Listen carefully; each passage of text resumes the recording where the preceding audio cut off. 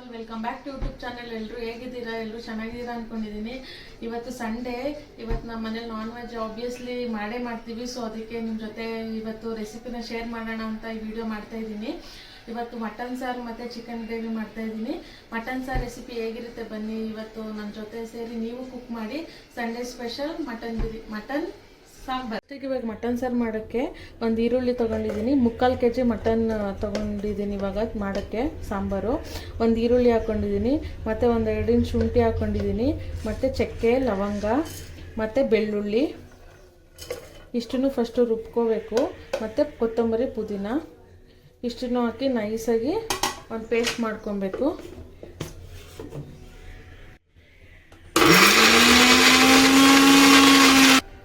ಇದು ನೋಡಿ ಇವಾಗ ಈ ಥರ ನೈಸಾಗಿ ಪೇಸ್ಟ್ ಆಗಿದೆ. ನೆಕ್ಸ್ಟು ಒಲೆ ಮೇಲೆ ಕುಕ್ಕರ್ ಇಟ್ಕೋತಾ ಇದ್ದೀನಿ. ಕುಕ್ಕರ್ ಇಟ್ಟು ಒಂದು ಸ್ವಲ್ಪ ಎಣ್ಣೆ ಹಾಕೋತಾ ಇದ್ದೀನಿ. ಸ್ವಲ್ಪ ಎಣ್ಣೆ ಕಮ್ಮಿನೇ ಹಾಕೋಬೇಕು, ಯಾಕಂದರೆ ಮಟನಲ್ಲಿ ಕೊಬ್ಬಿರುತ್ತಲ್ಲ, ಅದಕ್ಕೋಸ್ಕರ ಕಮ್ಮಿನೇ ಎಣ್ಣೆ ಹಾಕೋಬೇಕು. ಇವಾಗ ನಾನು ತೊಗೊಂಡಿರೋ 3/4 kg ಮಟನ್ ಹಾಕೋತಾ ಇದ್ದೀನಿ. ನೋಡಿ ಇದು ಮಟನ್ನು ಈ ಥರದ್ದು ಫಸ್ಟ್ ಹಾಕೋತಾ ಇದ್ದೀನಿ. ಇದು ನೋಡಿ ಕೊಬ್ಬಿದೆಯಲ್ಲ, ಈ ಕೊಬ್ಬುನ ಲಾಸ್ಟಲ್ಲಿ ಹಾಕ್ಕೋಬೇಕು. ಏನಾದರೂ ಇವಾಗಲೇ ಹಾಕ್ಬಿಟ್ರೆ ಜಾಸ್ತಿ ಎಣ್ಣೆ ಬಿಟ್ಬಿಡುತ್ತೆ, ಆವಾಗ ಸಾಂಬಾರು ಮೇಲೆಲ್ಲ ತೇಲ್ತಾ ಇರುತ್ತೆ ಎಣ್ಣೆ ಥರ. ಅದಕ್ಕೆ ಅದನ್ನು ಕೊನೆಯಲ್ಲಿ ಹಾಕ್ಕೋಬೇಕು.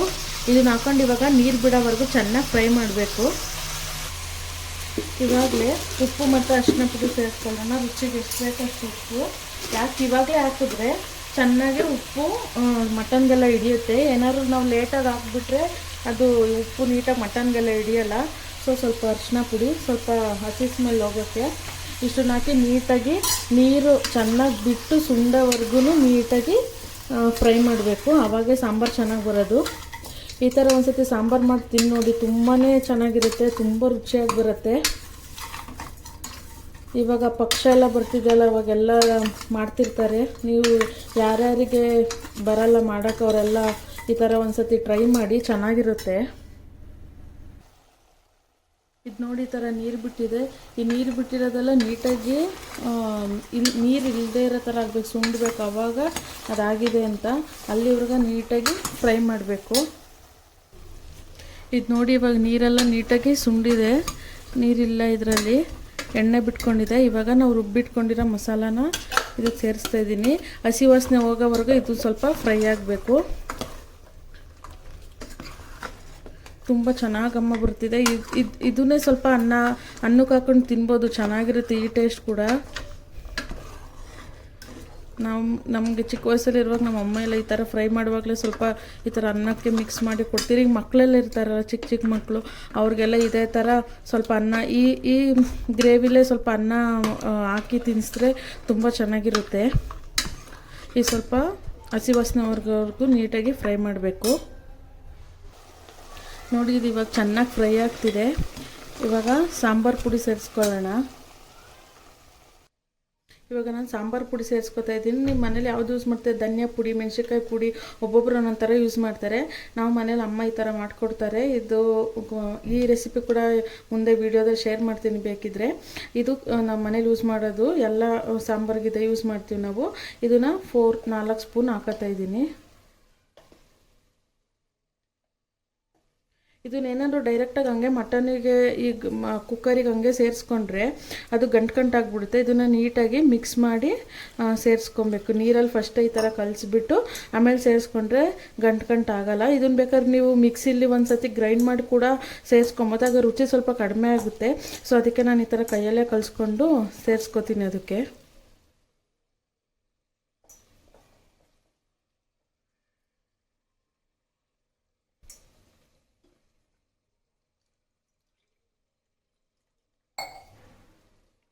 ಇದು ನೋಡಿ ಈ ಥರ ಲಮ್ಸ್ ಇಲ್ಲದೆ ಇರೋ ಥರ ನೀಟಾಗಿ ಈ ಥರ ಕಲಿಸ್ಕೊಬೇಕು. ಇದನ್ನು ಇವಾಗ ಫ್ರೈ ಆಗ್ತಿರೋ ಮಟನ್ಗೆ ಸೇರಿಸ್ಕೊತಿದ್ದೀನಿ.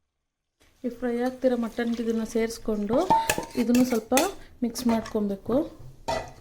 ಮಿಕ್ಸ್ ಮಾಡ್ಕೊಂಡು ಆಮೇಲೆ ನೀರನ್ನ ಸೇರಿಸ್ಕೊತೀನಿ. ನಿಮ್ಗೆ ಅಳತೆ ಎಷ್ಟು ಬೇಕು, ಸಾಂಬಾರು ಗಟ್ಟಿಗೆ ಬೇಕಾ ತೆಳ್ಳಗೆ ಬೇಕಾ ಅದು ನೋಡಿಕೊಂಡು ನೀರನ್ನ ಸೇರಿಸ್ಕೋಬೋದು.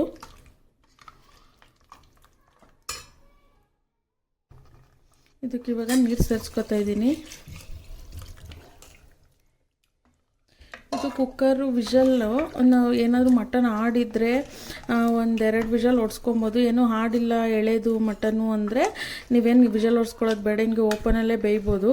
ಇದು ಇವತ್ತು ತಂದಿರೋ ಸ್ವಲ್ಪ ಹಾಡಾಗಿದೆ ಅನಿಸುತ್ತೆ, ನಾನು ಅದಕ್ಕೆ ಒಂದೆರಡು ವಿಷಲ್ ಹೊಡ್ಸ್ಕೊತೀನಿ ಇವಾಗ. ಇಲ್ಲಾಂದರೆ ಹಂಗೇ ಓಪನಲ್ಲೇ ಇದೇ ಥರನೇ ಬೇಯ್ಬೋದು, ಅದು ಚೆನ್ನಾಗಿರುತ್ತೆ ಅವಾಗ. ನೋಡಿ ಈ ಅದ ಇದ್ದರೆ ಸಾಕು. ಇವಾಗ ಕುಕ್ಕರ್ ಮುಚ್ಚಳ ಮುಚ್ಚಿ 2 ವಿಷಲ್ ಬಡ್ಸ್ಕೊತೀನಿ ನಾನು.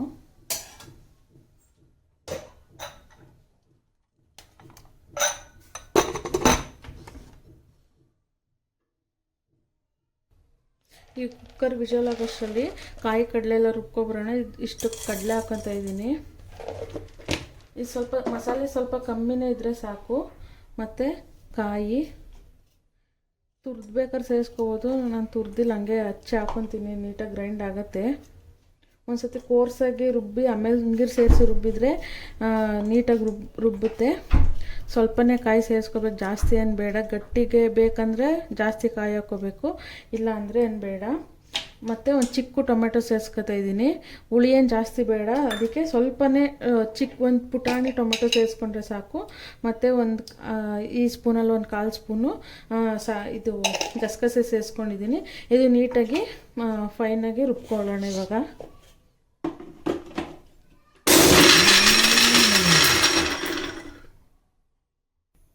ನೋಡಿ ಇವಾಗ ನೀಟಾಗಿ ಈ ಥರ ನೈಸಾಗಿ ಪೇಸ್ಟ್ ಆಗಿದೆ. ಕುಕ್ಕರ್ ವಿಷಲ್ ಬಂದಮೇಲೆ ಇದನ್ನು ಅದಕ್ಕೆ ಸೇರಿಸ್ಕೊತೀನಿ. ಇದು ನೋಡಿ ಇವಾಗ ಸಾಂಬಾರು ರೆಡಿಯಾಗಿದೆ. ವೆಯ್ಟೆಲ್ಲ ಬಿಟ್ಟಾದಮೇಲೆ ಈ ಕನ್ಸಿಸ್ಟೆನ್ಸಿಗೆ ಮಟನ್ ಎಲ್ಲ ಬೆಂದಿದೆ. ಇವಾಗ ಟೇಸ್ಟ್ ಬೇಕಾದ್ರೆ ನೋಡ್ಕೊಬೋದು, ಉಪ್ಪು ಖಾರ ಏನಾದ್ರು ಕಮ್ಮಿ ಆಗಿದ್ದರೆ ಹಾಕ್ಬೋದು. ಇವಾಗ ನಾನು ರುಬ್ಬಿಟ್ಕೊಂಡಿರೋಂಥ ಈ ಕಾಯಿ ಮತ್ತು ಕಡಲೆ ಮಸಾಲೆನ ಇದಕ್ಕೆ ಸೇರಿಸ್ತಾ ಇದ್ದೀನಿ. ಇದಕ್ಕೆ ಸೇರಿಸಿ 1-2 ಕುದಿ ಬರೆಸಿ ಬೇಯಿಸಿದ್ರೆ ಮಟನ್ ಸಾಂಬಾರು ರೆಡಿಯಾಗುತ್ತೆ. ಸ್ವಲ್ಪ ಚೆನ್ನಾಗಿ ಕುದಿಬೇಕಾದ ಕಾಯಿ ಕಡಲೆದೆಲ್ಲ ಹಸಿ ವಾಸನೆ ಹೋಗ್ಬೇಕಲ್ವ, ಅದು ಬೇಯಬೇಕಲ್ವ, ಅದಕ್ಕೆ ಚೆನ್ನಾಗಿ ಬೇಯಬೇಕು. ಇವಾಗ ಸಾಂಬಾರು ಚೆನ್ನಾಗಿ ಕುದಿದೆ. ಈಗ ಇಟ್ಕೊಂಡಿದ್ನೆಲ್ಲ ಕೊಬ್ಬು ಅದನ್ನು ಇವಾಗ ಸೇರಿಸ್ಕೊಬೇಕು. ಇವಾಗ ಸೇರಿಸ್ಕೊಂಡ್ರೆ ಸಾಕು, ಅದು ನೀಟಾಗಿ ಬಿಸಿಗೇ ಬೇಯುತ್ತೆ, ಚೆನ್ನಾಗಿರುತ್ತೆ ರುಚಿ. ಇದು ಚೆನ್ನಾಗಿ ಇನ್ನೊಂದು ಸ್ವಲ್ಪ ಕುದಿಬೇಕು. ನೋಡಿ ಮಟನ್ ಸಾರು ರೆಡಿ ಆಯಿತು, ಚೆನ್ನಾಗಿ ಬಂದಿದೆ. ಟೇಸ್ಟ್ ಉಪ್ಪು ಖಾರ ಎಲ್ಲ ಕರೆಕ್ಟಾಗಿದೆ. ಮಟನ್ ಕೂಡ ಬಂದಿದೆ. ಸಾಂಬಾರು ರೆಡಿ ಆಯ್ತು. ಈಗ ಮುದ್ದೆ ಮಾಡಬೇಕು. ಈ ಚಿಕನ್ ಕೂಡ ಮಾಡ್ತಾಯಿದ್ದೀನಿ. ಈ ಚಿಕನ್ ರೆಸಿಪಿ ನಿಮ್ಮ ಜೊತೆಲಿ ಆಗಲೇ ಶೇರ್ ಮಾಡಿದ್ದೀನಿ, ಅದಕ್ಕೆ ಇವತ್ತು ಶೇರ್ ಮಾಡ್ತಾಯಿಲ್ಲ. ಇವಾಗ ಮುದ್ದೆ ಮಾಡ್ಕೊತಾ ಇದ್ದೀನಿ. ಇವಾಗ ಚಿಕನ್ ಕೂಡ ರೆಡಿ ಆಯಿತು, ಮುದ್ದೆನೂ ರೆಡಿ ಆಯಿತು. ಮುದ್ದೆ ಕಟ್ಟಬೇಕು, ಎಲ್ಲರಿಗೂ ಊಟ ಕೊಡಬೇಕು. ಇವತ್ತಿನ ನಮ್ಮದು ಭಾನುವಾರದ ಊಟ ಈ ಥರ ಇತ್ತು. ಯಾರ್ಯಾರು ನನ್ನ ಚಾನಲ್ನ ಸಬ್ಸ್ಕ್ರೈಬ್ ಮಾಡದೆ ನೋಡ್ತಾ ಇದ್ದೀರಾ, ಪ್ಲೀಸ್ ಒಂದು ಲೈಕ್ ಬಟನ್ನ ಪ್ರೆಸ್ ಮಾಡಿ ಸಬ್ಸ್ಕ್ರೈಬ್ ಮಾಡಿಕೊಂಡು ನಮ್ಮ ಚಾನಲ್ನ ನೋಡಿ. ತುಂಬ ಚೆನ್ನಾಗಿ ಸಪೋರ್ಟ್ ಮಾಡ್ತಿದ್ದೀರಾ. Thank you for supporting. ಹಿಂಗೆ ನಿಮ್ಮ ಸಪೋರ್ಟ್ ನಮಗೆ ಸದಾಕಾಲ ಇರಲಿ. ಥ್ಯಾಂಕ್ ಯು ಫಾರ್ ವಾಚಿಂಗ್.